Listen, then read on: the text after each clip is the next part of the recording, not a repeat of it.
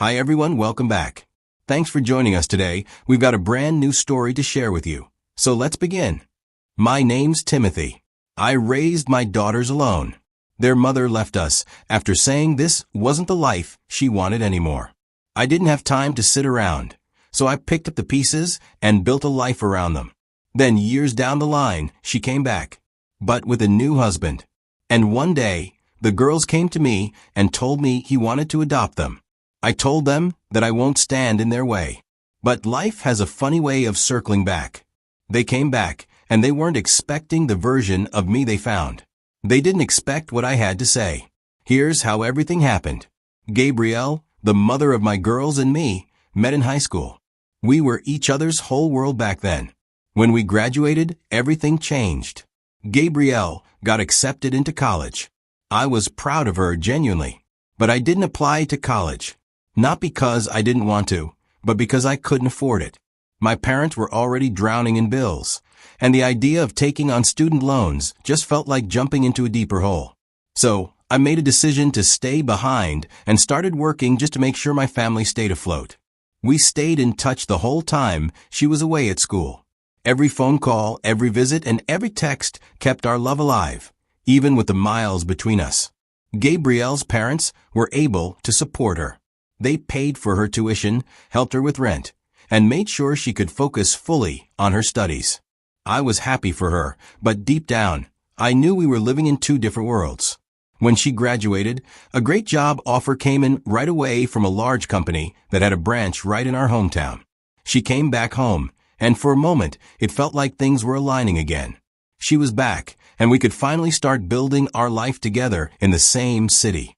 We were still in love, so we moved in together. But living together changes things. All the quirks you didn't notice before, you start seeing. Habits you could ignore from a distance start becoming irritants when you're sharing a bathroom, a kitchen, or a bed. We were adjusting to each other's rhythms, and not always gracefully. She was used to structure and plans. I was used to adjusting and surviving. She wanted a Pinterest life, but I was still figuring out how to keep the lights on. Looking back, moving in together wasn't the fresh start we hoped it would be. It was the beginning of a slow unraveling. But at the time, I didn't see it that way. I still believed we were strong enough to make it work. I thought love was enough.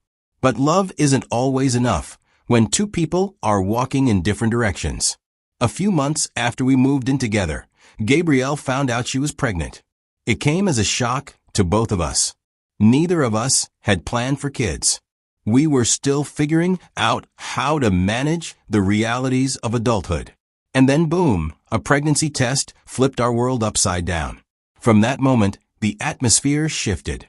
You'd think a pregnancy might bring people closer, especially people who had known each other since they were teenagers. But it didn't. If anything, it created a wall between us. Gabrielle started acting differently, becoming cold, distant, and sometimes even hostile.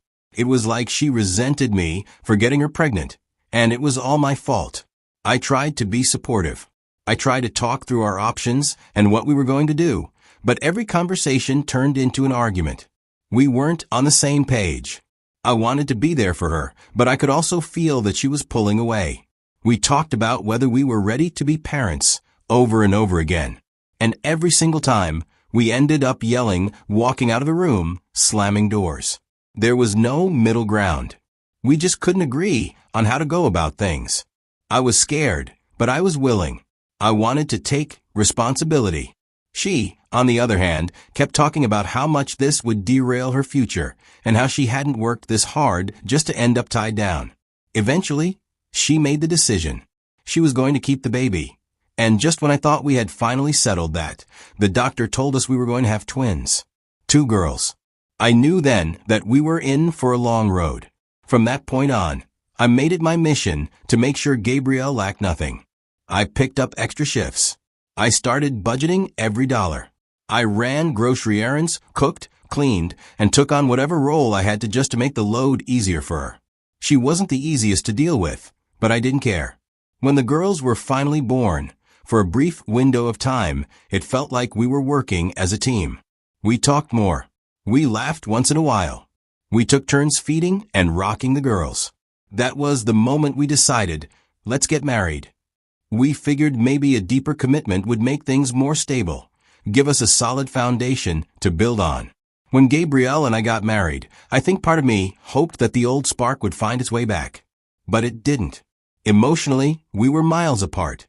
It felt like we were just coexisting, doing what was expected of us, without actually being in it together.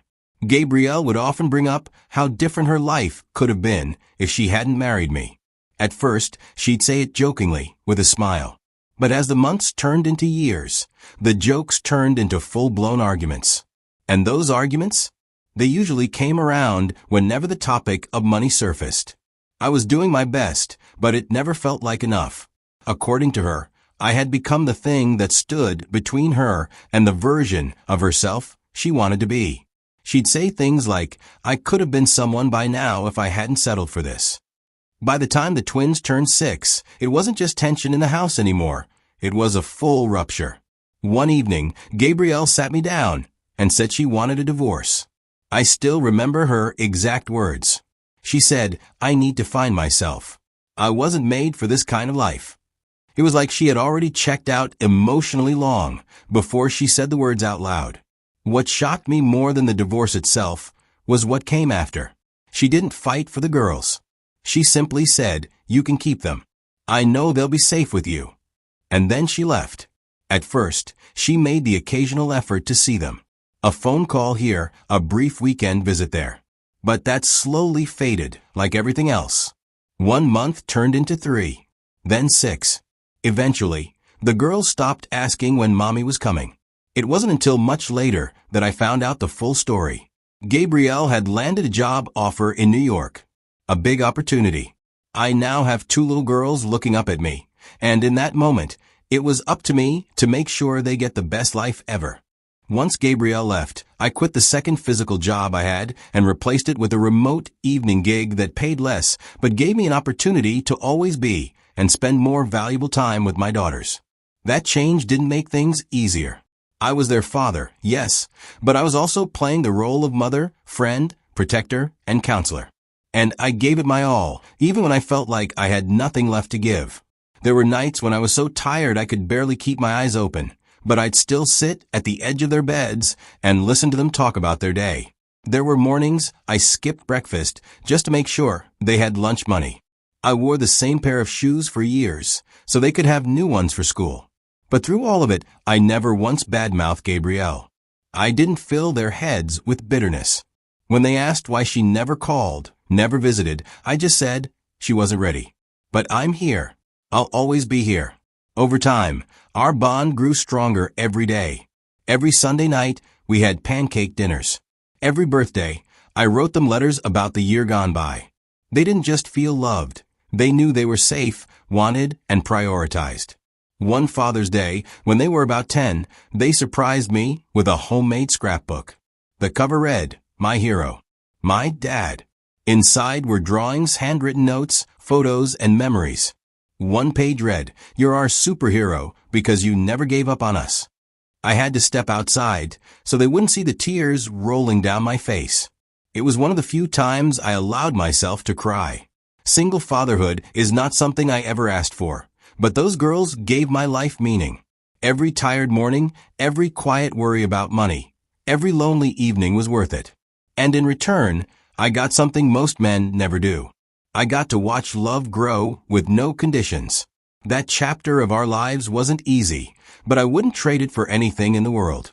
11 years had passed since Gabrielle walked away from our family, and I honestly didn't expect to see her again, not at an important moment like my daughter's graduation. But there she was.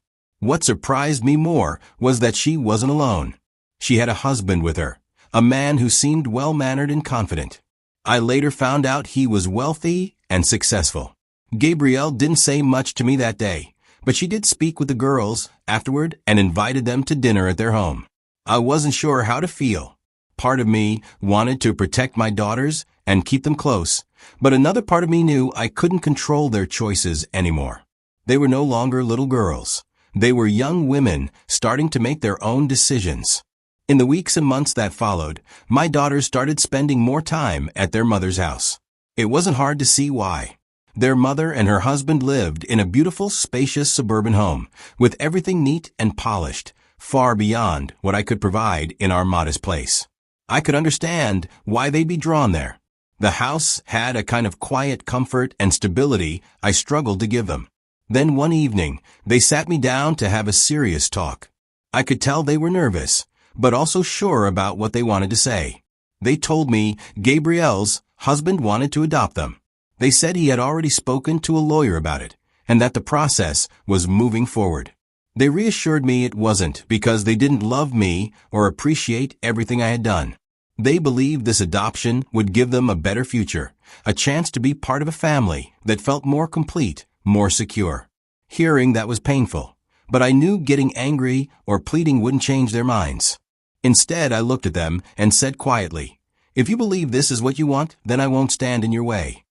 I wanted them to know I loved them no matter what, even if it hurt me deeply. The adoption went through. My daughters officially became part of their stepfather's family.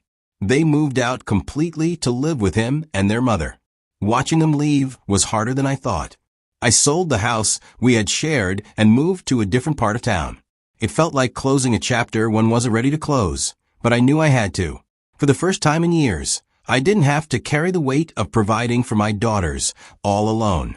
I didn't have to work double shifts or late nights just to keep food on the table and a roof over our heads. I could finally take a breath and think about myself. At first, it was strange, but slowly, I started to rebuild my life in ways I hadn't allowed myself to before. One thing I hadn't touched in a long time was the idea of love. When Gabrielle left, I buried myself in my kids because they needed me. I didn't have room for anyone else, nor did I want to risk getting hurt again. But now, with the girls grown and living their own lives, I found myself open to meeting new people, exploring what a relationship could be without all the baggage from before. This wasn't about replacing what I had with Gabrielle or what I'd had with my daughters. It was about finally letting myself live again. I wasn't sure where this new path would lead, but for the first time in a long time, I felt hope. I could focus on healing, on being more than just a dad, on being a man who still had dreams and desires of his own. It was about 2 years after the girls had moved in with their mom and her new husband when I got the news that Gabrielle and that man were getting divorced. You'd think a couple with that kind of money and status would have it all figured out, right? But no, it wasn't perfect. Behind that fancy house and polished smiles, things were far from what they seemed. The girls eventually reached out to me, asking if they could come over and talk. Despite everything that had happened, despite the years apart and all the hurt, I said yes. They're still my daughters. No matter what, that doesn't change. When they came, they didn't hold back. They started telling me about life there. Turns out, the man wasn't the hero they thought he was. He was abusive.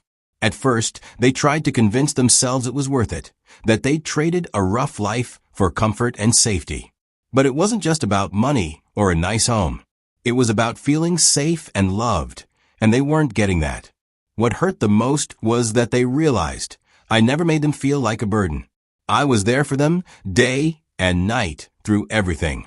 And yet, they had pushed me away for what seemed easier, for the illusion of a better life. Hearing that was painful. I'm not going to lie. It's like watching the foundation you built your life on crumble. But it was also clear to me that this was a moment of truth for all of us. I listened without interrupting or trying to fix things right away. I just let them speak, knowing they needed to say it out loud. I nodded, understanding the weight of their words and the pain they carried. But inside, I felt something shift. I realized that while my love for them hadn't changed one bit, I couldn't just pick up where we left off as if nothing happened. Things couldn't go back to the way they were. When they asked me if we could go back to how things were, I looked each of them in the eye and said, "I still love you. That hasn't changed. But I won't beg to be in your life anymore." I wanted them to understand that love alone isn't enough if respect and trust aren't there too. They begged for forgiveness, pleaded for a second chance. But I had to be firm. I told them, I gave you everything I had, every day, every sacrifice. And you chose to erase me. I understand that. But I've healed. It wasn't about punishing them or closing the door. It was about protecting myself and setting clear, healthy boundaries. Boundaries I should have set a long time ago when their mother left me the same way. Eventually, they agreed to those terms. They knew they had to meet me halfway. I told them straight, I'm not going to baby you anymore. You're adults now. If you want to be in my life, you have to act like it. No more running away, no more hiding. We all have to face the truth and move forward with honesty. After everything, I took a moment to reflect on everything. I loved my daughters deeply and without conditions. But love isn't just about holding on. Sometimes it means knowing when to step back, to protect your own peace, and to set boundaries that keep you whole. It wasn't easy to let them go when they chose a different path, and it wasn't easy hearing them say the other man fit better with their lives. But I realized that love also means accepting their choices, even if it hurts. I couldn't force them to stay in my world if they didn't want to. And when they came back, asking for me again, I had changed. I had learned that love isn't about begging or clinging to the past. It's about being strong enough to say, I love you, but I won't lose myself trying to hold you. So I want to thank you all for listening. If you're holding on to something or someone and it's hurting you more than helping, maybe it's time to think about healing instead. What would you do if you were in my shoes? I'd love to hear your thoughts. Please like this video, share it with someone who might need to hear this, and take care of yourselves out there.